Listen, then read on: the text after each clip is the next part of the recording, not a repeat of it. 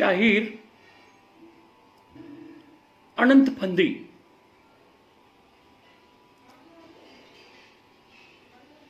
हे आपल्या अभ्यासक्रमातले दुसरे शाहीर. अनंत फंदी यांचा जन्म इसवी सन 1744 आणि मृत्यू इसवी सन 1819 म्हणजेच त्यांना एकूण 75 वर्षाचं आयुष्य लाभलेलं आहे. आणि वयानं सर्वात मोठे आणि ज्येष्ठ असे शाहीर कवी म्हणजे अनंत फंदी. नगर जिल्ह्यातील संगमनेर येथे ते राहत होते. त्यांच्या पूर्वजांचा मूळ धंदा हा गोंधळीपणाचा होता आणि सराफीचा होता. म्हणजे सोने चांदीचा व्यापार आणि गोंधळ घालणे अशा पद्धतीचा त्यांचा मूळ असे दोन व्यवसाय होते.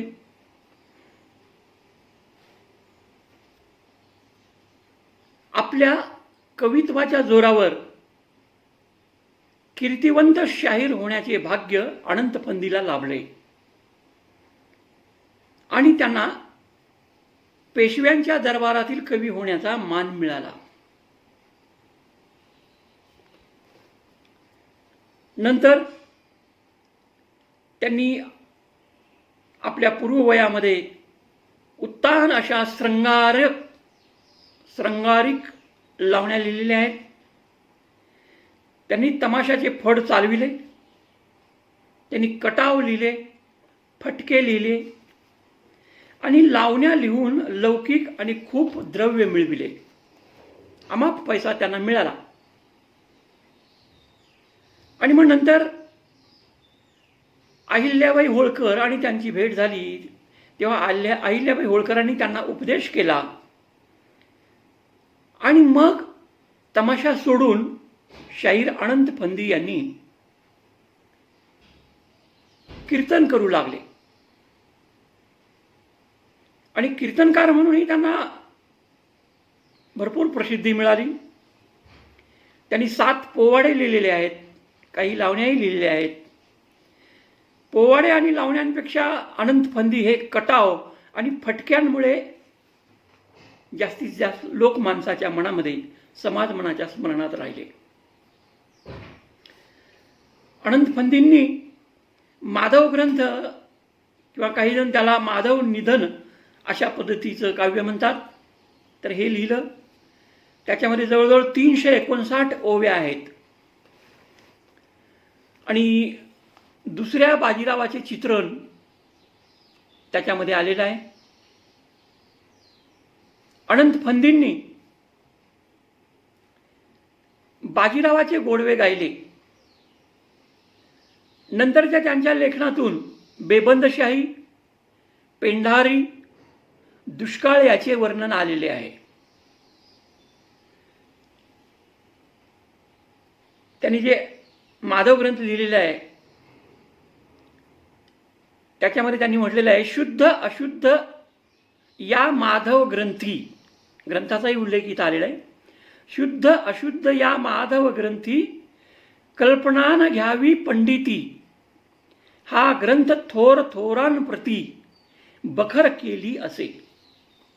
याला त्यांनी बखर असंही म्हटलेलं, म्हणजे याच्यामध्ये इतिहासही आलेला आहे, ऐतिहासिक आहे, पेशव्यांच्या काळावर आधारित आहे, बाजीराव पेशव्यांच्या जीवनावरचा आहे. त्यांनी पोवाडेही लिहिले. त्यांचा अत्यंत गाजलेला पोवाडा म्हणजे खरड्याची लढाई. या पोवाड्यामध्ये 2 चौक आलेले आहेत. पहिल्या चौकात नाना फडणवीसांच्या करामतीचे वर्णन आहे, तर दुसऱ्या चौकात लढाईचे कारण, खरड्याच्या लढाईचे कारण, त्या लढाईतील सरदारांची नावं, युद्धाचं वर्णन आणि विजयाची हकीकत हा भाग आलेला आहे.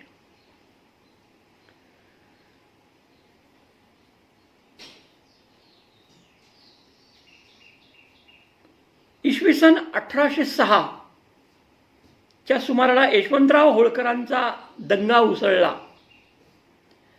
शिंद्यांच्या फौजेचा हडपसरच्या लढाईत पराजय करून बाजीरावाला कोकणात पळावयास लावले. अनंत फंदीने हडपसरची लढाई आणि यशवंतराव होळकरांवर एक पोवाडा रचला. यामुळे बाजीरावाची त्याच्यावर गैरमर्जी झाली आणि मग अनंत फंदीला आता पेशव्यांच्या या राजवटीत राहणे स्वारस्य वाटेनासे झालं. यामुळे नंतर मग त्यांनी बाजीरावाची निंदा करणारी ही कवनं लिहिली.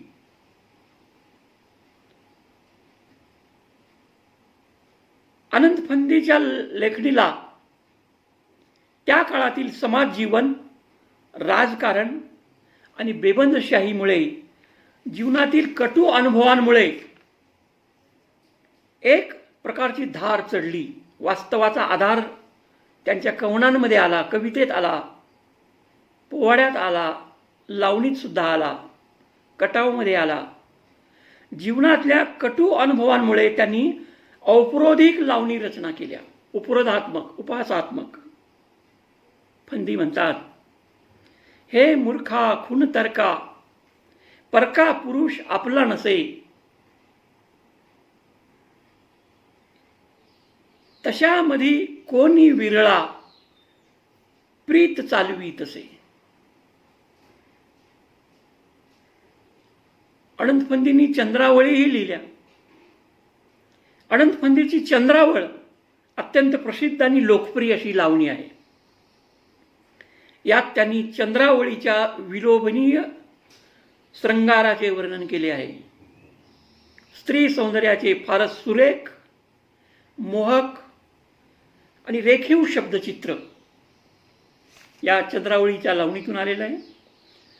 अप्रतिम चंद्रावळ पाहून भुलले वनमाळी, तिचा नेम असा की सूर्य टळेल एक वेळी, परिती सत्कर्माशी न टळे कुकर्मा वेगळी, राहीची धाकटी बहून, राहीची धाकुटी बहीण एका चंद्रावळी.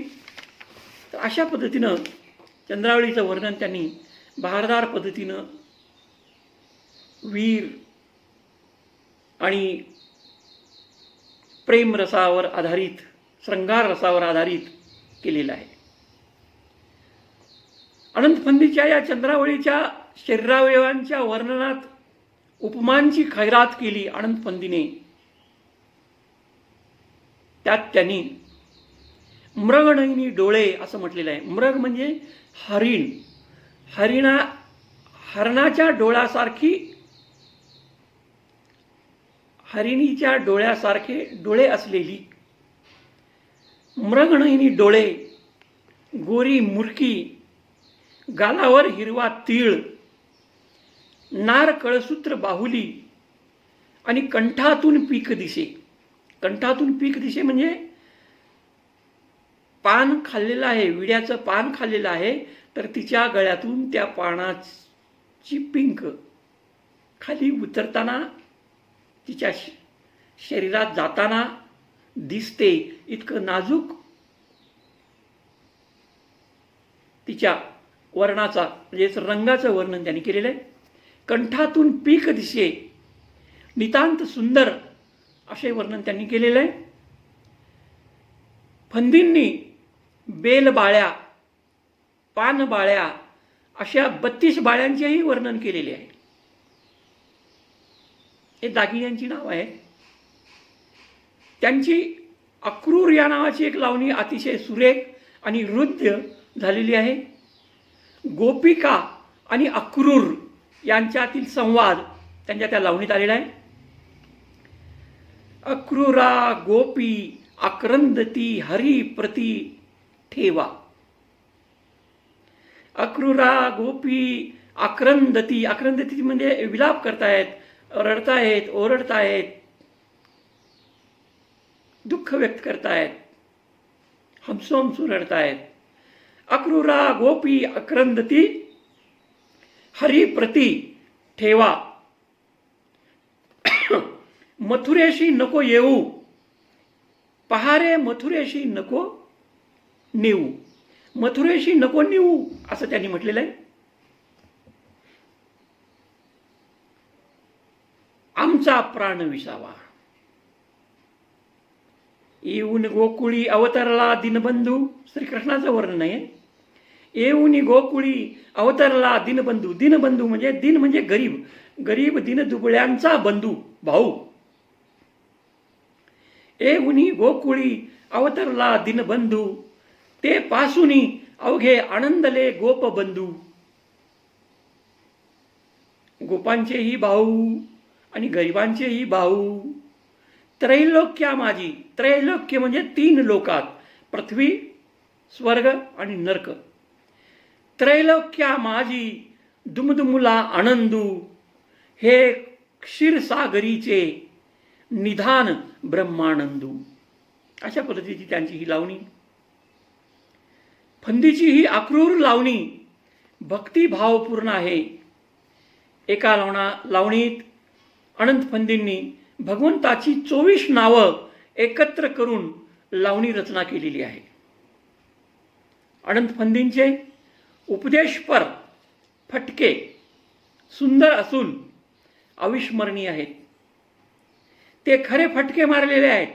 फटके म्हणजे एक प्रकारचा आसूड, कोरडे. साध्या, परखड आणि प्रभावी निर्भीडपणे मौलिक हितोपदेश करणारे हे फटके शाहिरी काव्यात स्वतंत्र आणि वेगळेच आहेत. अनंत फंदी एका फटक्यात म्हणतात, लंडे गुंडे हिरसे तट्टू ह्यांची संगत धरू नको. लंडे गुंडे हिरसे तट्टू ह्यांची संगत धरू नको. नरदेहाशी येऊन प्राण्या दुष्ट वासना धरू नको. भंगी चंगी बटकी सटकी यांच्या मेळ्यात बसू नको. अशा पद्धतीचा उपदेश त्यांनी या फटक्यातून केलेला आहे. हितोपदेश असंही त्याला म्हणतात. हिताचा उपदेश लोकांच्या, समाजाच्या हिताचा नैतिकतेतून केलेला उपदेश, नैतिकतेचा संदेश, प्रबोधन एक प्रकारचं. भंगी चंगी बटकी सटकी ह्यांच्या मेळ्यात बसू नको. बिकट वाट वहिवाट नसावी, धोपट मार्गा सोडू नको. नंतर फंदींनी एक दुष्काळावर ही लावणी लिहिलेली आहे. अनंत फंदींनी त्यांच्या दुष्काळाच्या लावणीतून, म्हणजे नुकतंच प्रेम आणि श्रृंगार याचंच वर्णन लावणीत असतं असं नाही, तर दुष्काळावर आधारित, करुण रसावर आधारित एक प्रकारचं भयानक असं दृश्य, मृत्यूचं प्रमाण, करुणता त्यांच्या लावणीतून जाणवते. त्यांच्या दुष्काळावरील लावणीतून, उलटा जमाना आला रे, उलटा जमाना आला रे, सेवक स्वामीचे मानिना. तसेच त्यांच्या लावणीमध्ये जमाना आला उफराटा, उफराटा म्हणजे उलटा. जमाना आला उफराटा, सून सासवी लावी बट्टा. सून सासूला लावी बट्टा. बट्टा लावणे म्हणजे कमीपणा आणणे. सुलतानी आणि आसमानी